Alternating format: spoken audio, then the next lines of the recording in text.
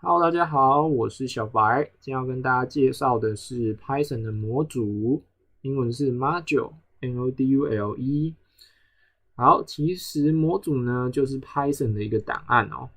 那这个档案呢，可以给我们其他 Python 的程式去做引入。那引入了之后呢，我们就可以使用这个模组里面的变数或是函式哦。好，那我们直接举个例子。假设我们这里有个 tool.py 的 Python 档案，然后里面有两个变数，一个函式，我们就可以把这一个 Python 的档案当成一个模组来使用。那假设我们今天想要在 module.py 这个档案，这个 Python 的程式里面引入 tool 这个模组，也就是 tool.py 这个档案的话，我们可以怎么做呢？我们就写 import import， 然后后面加上我们要引入的模组的名称，那也就是这个档案的名称 tool。那这边大家注意一下不需要点 py 我们不需要附档名，我们就写 tool 就可以了。好，那我们这边这样子就引入了 tool 这个模组。那引入了模组之后，我们想要使用里面的变数或者是函式嘛，对不对？那要怎么样使用呢？很简单，我们只要写 tool， 就是我们引入的模组的名称，加上一个点，再加上我们模组里面的我们要用的那个变数的名称或者是函式的名称哦。那假设我这边要用的是 name 这个变数，我就写 tool.name， 然后把它印出来。好，就得到了小白，因为这边的 name 是小白嘛。那如果我们要用 age 的话呢，一样，我们就 tool.age 得到87。那如果我们要用的是模组里面的函式呢，一样 maxNum 我们就 tool.maxNum。那这个函式要传入3个数字嘛，然后它会回传最大的那一个给我们2388。好，果然它就回传了最大的88给我们哦。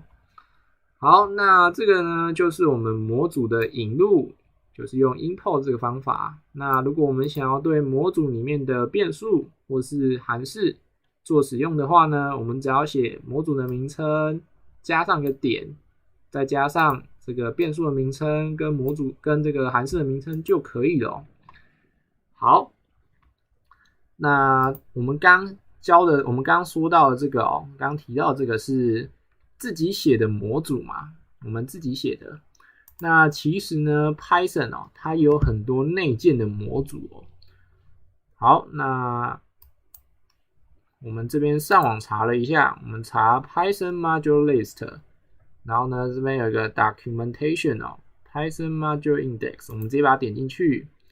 那这边呢是我们 Python 的版本我们是 3.9.1。 那大家可以看到下面列出来的一大堆呢，就是我们 Python 内建的模组有非常非常的多，大家有兴趣的可以来看一下，有些非常好用。好，那假设我们随便点一个 token 点进去看一下，那它里面呢就会介绍这个模组在干什么以及怎么使用OK， 非常多。好，那假设我们今天想要引入 token 这个模组的话，这个内建的模组一样，我们就写 import， 然后 token token 这样就可以了那如果我们想要使用 token 里面的这个模组里面的变数或是函式的话，一样我们就要写 token， 然后加一个点 OK， 然后再加上函式的名称或是变数的名称就可以了。那它这边都给我们提示OK， 好，那我这里就不做示范了。那我们刚刚提到嘛，我们刚刚说了这个模组呢，其实就是一个这个.py 的档案嘛。那我们刚刚的 tool 这边就有一个 tool.py 的档案嘛。那我们的 token 这个内建模组的 token.py 的档案在哪里呢？好，那如果我们想要找到这个内建模组的位置它在哪里？我们可以先引入另外一个内建模组，叫做 sys sys。好，那我们直接印出 sys 点 pass 哦 ，OK， 好，我们直接执行，它呢会直接印出一个列表。那这个列表呢，里面有非常多的路径哦。那这些路径呢，其实就是我们 Python 这个引入模组的地方哦。假设我们今天写了一个 import tool 那我们执行了，那 Python 呢，它就会去这些路径里面呢，一个一个找，看有没有 tool.py 这个档案。那假设我们今天 import 了 token 一样，我们执行了。Python 就会去我们这下面的路径一个一个找，看有没有 token.py 这个档案。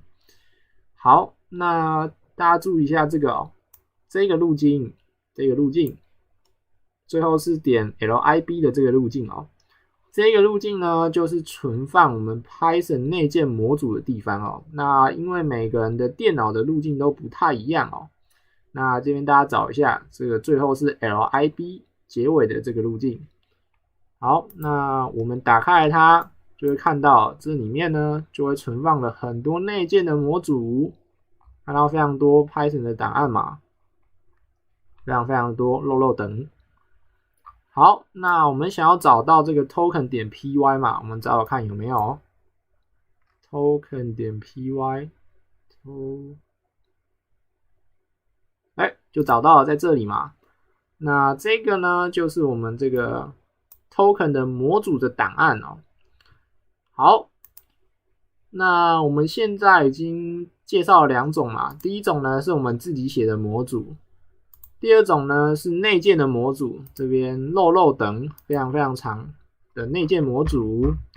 那还有第三种哦，第三种呢是第三方的模组。第三方的模组呢，我们就要先去下载哦。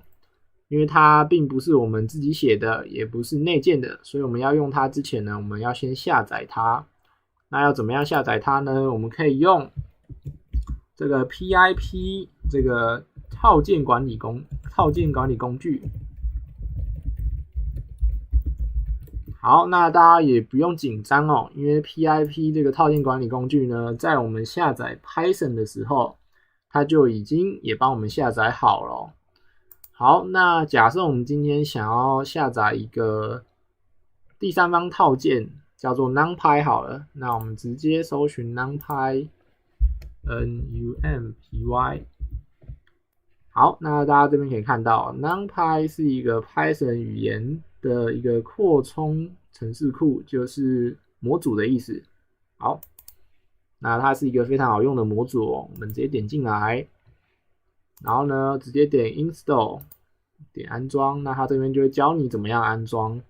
OK， 我们可以看到有 PIP 的安装，然后它下面就会告诉你，我们如果想要安装，我们就直接打上这个指令就可以了。PIP install NumPy， 好，我们把它复制下来，然后到我们的到我们里面来，然后在这个 terminal 呢，这个里面在下面这边直接输入。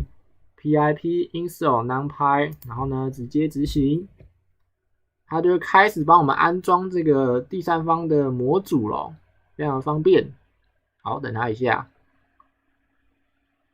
好，它这样子就安装完了。那它安装完之后呢，我们就可以在这里直接 import。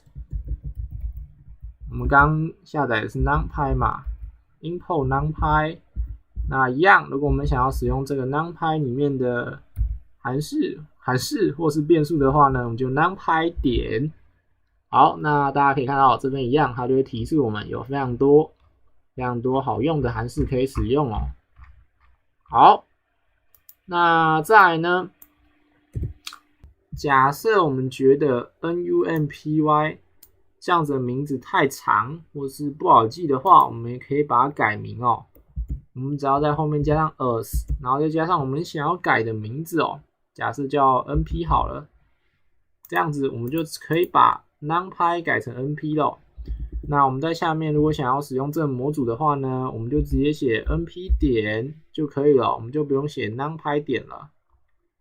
好，那这个呢，就是我们这堂课要跟大家介绍的内容哦。我们介绍了模组 module 的使用，还有呢，如果我们想要去使用第三方的套件、第三方的模组哦，我们就可以使用 PIP 去下载，然后呢再引入。